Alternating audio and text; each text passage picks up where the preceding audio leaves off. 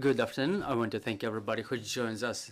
My name is Olga Atamanova, and Ukraine Media Center Ukraine Forum starts its operation today. It's day 344 of the full-scale invasion of the Russian aggressor, and I traditionally want to thank the representatives of all the mass media who tell the world the truth about our fight for freedom. Today we will bring up the important topic, the children and the war.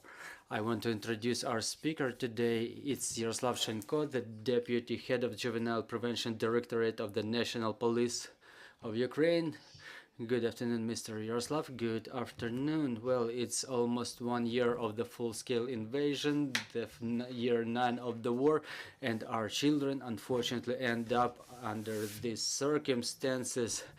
Under the circumstances of massive missile strikes, shellings, they live along the front lines. What are the results? What is the aftermath of all this? Well, the issue of children's security is of utmost importance during this wartime, and notwithstanding the international organizations calling for the security of the children, the crimes committed by Russian Federation against Ukrainian children only increases. As of today, the occupiers killed 459 children and 1,018 are injured. In Donetsk region, the Russian criminals killed 176 children, 86 in Kharkiv region, 23 in Chernihiv, and so on and so forth. At the same time, we cannot say the number of children who received psychological trauma, who lost their closed ones, their relatives. The police is facing the new challenges in terms of protecting the children's security from the beginning of the war. Our priority area is creating the secure environment for children in the circumstances of the constant threat. We try to identify the children missing, and we try to help those affected by the war. For the purposes of evacuation of children from the area of active warfare from the Donetsk region, the team White Angel, which includes the representatives of Juvenile Prevention Directorate, and in joint cooperation with the Kharkiv facility for manufacturing of personal protection equipment,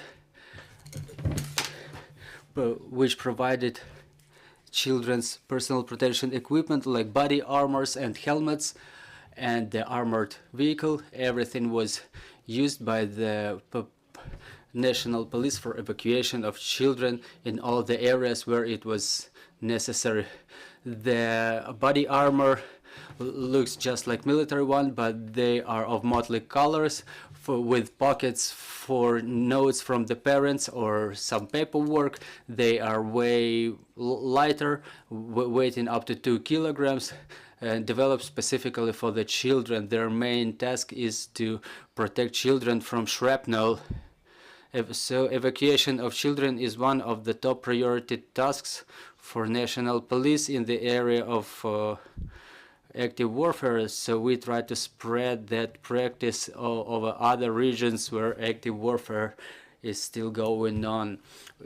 In view of the fact that the territory of Ukraine is contaminated with the explosive devices, Juvenile police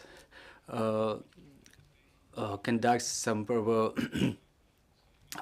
prevention works in explanation in terms of work and identification of explosive devices, so the children don't become the victims of explosions of such explosive devices.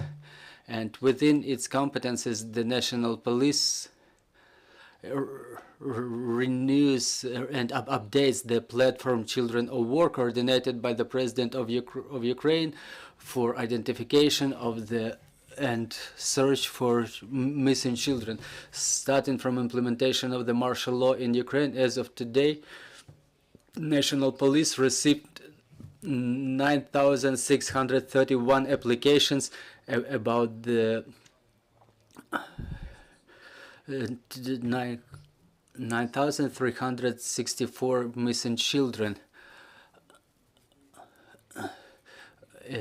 including those who were missing in the area of active warfare. Juvenile prevention takes all necessary steps for activization of search of missing children by having created the chatbot used in Telegram application for facilitation of submission of applications about the missing children.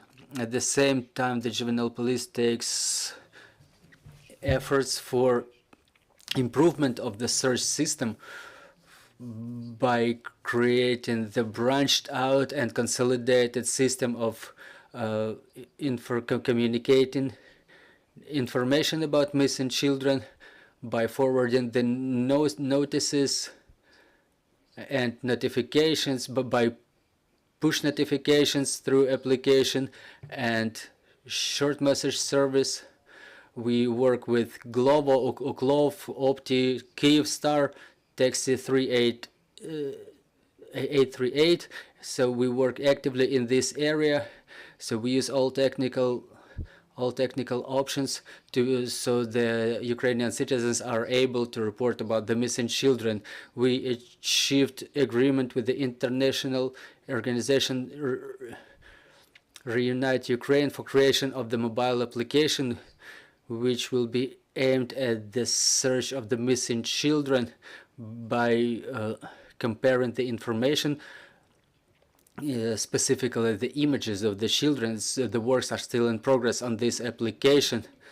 At the same time, I can mention that the juvenile police continues implementation of the security initiatives for covering humanitarian needs of the families with children in cooperation with volunteers, so we can provide aid to all those in need.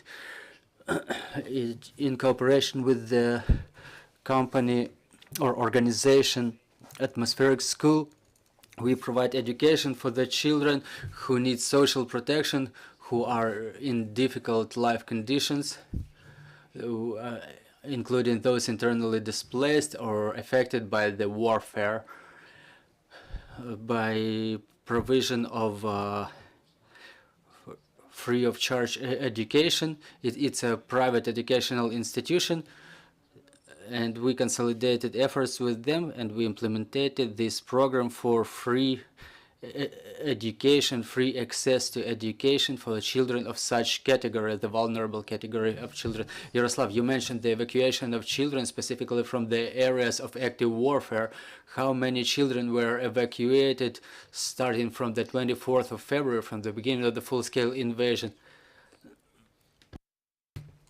We now focus more on those children who remain there, because we need to work with those families. For example, in Bakhmut, there was news today on the mass media that there are still 179 children remaining there. The evacuation teams keep working to deliver, to communicate the information about the importance of evacuation, importance of ensuring security for the children, so that all the children end up in secure conditions. We understand that 179 children in Bakhmut, it's a very big figure.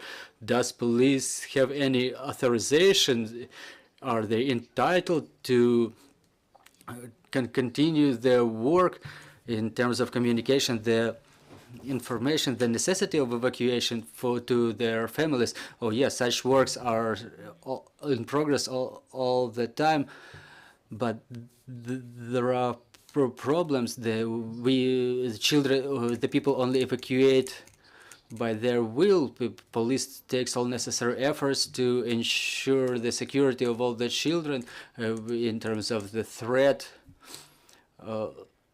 posed by the warfare. We use body armor and helmets, as I mentioned. We take all necessary, all reasonable efforts to protect the children. Yesterday, all the mass media was shaken by the crime that was committed against the girls by the young man from Ivano-Frankivsk. Do the police know already if among those affected, among those girls, are there anyone below 18 years? Well, the crime was documented, the persons received the notice of suspicion, the proceedings already started, the investigation already started, but we don't have any information about the presence of any persons below 18 years. Dear colleagues, please go ahead with your questions. Yulia Mali, Ukrainian Forum, do you document any crimes committed by the children below 18 years? And if you have any figures, for example, comparing to last year, well, from the beginning of the full-scale invasion, well, the police keeps working 24/7. We document crimes committed by anybody, either majors or minors. But as to the nature of the crimes committed by the minors, I don't have these figures at hand right now, but usually the crimes committed by the minors are of property nature. We document everything. It's like something like robberies, but the martial law creates additional burden, but nobody canceled our daily work. Mike Swunder, Reuters, does police have any suspicion that some part or some significant part of those children missing are being deported by Russia, that they are being transferred to Russian political or by Russian state, and then being handed for adoption by Russian families? Do you have any suspicions like of that kind? Well, I can say that the proceedings as to deportation of of Ukrainian children by Russian Federation are in progress. We don't have any facts so far because the pre-proceedings investigation is still in progress, but there is the information platform Children of the War, which accumulates all the information about the missing children from all the government agencies.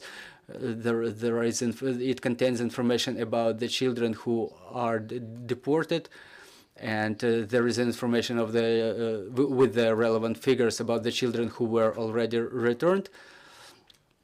And there are indicators of crime, and we initiate the criminal proceedings and pre-court investigation immediately as we identify any such facts. But unfortunately I cannot disclose any specific cases to you. Good afternoon, Elena Rybinska, Channel 5. Mr. Yaroslav, I have two questions. How difficult it is to return the children who are in temporarily occupied Crimea or deported to Russia? How difficult is that process? We know about the process with prisoners of war, and it's extremely difficult. But about the minors who cannot communicate the information about themselves due to the stress, that's the first question about the difficulty of the process.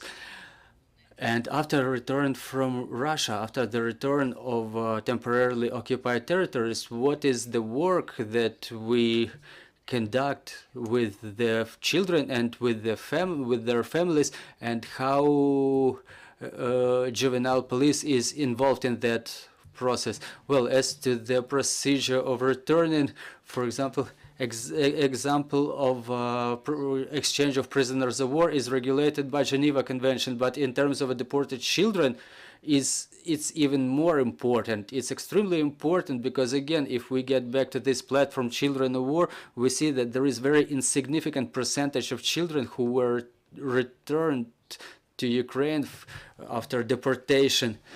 Since those mechanisms are still in, so to say, in development, as I mentioned before, Russian Federation does not comply with the international law, international legislation. We feel it very difficult to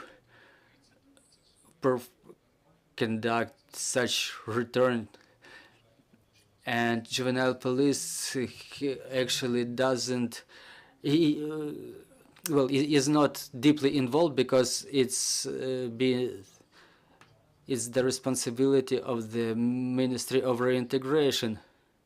All the social services, I mean, as to your second question, all the social services include and juvenile prevention are being involved in the process of rehabilitation and readaptation after children return from abroad, after they return from deportation.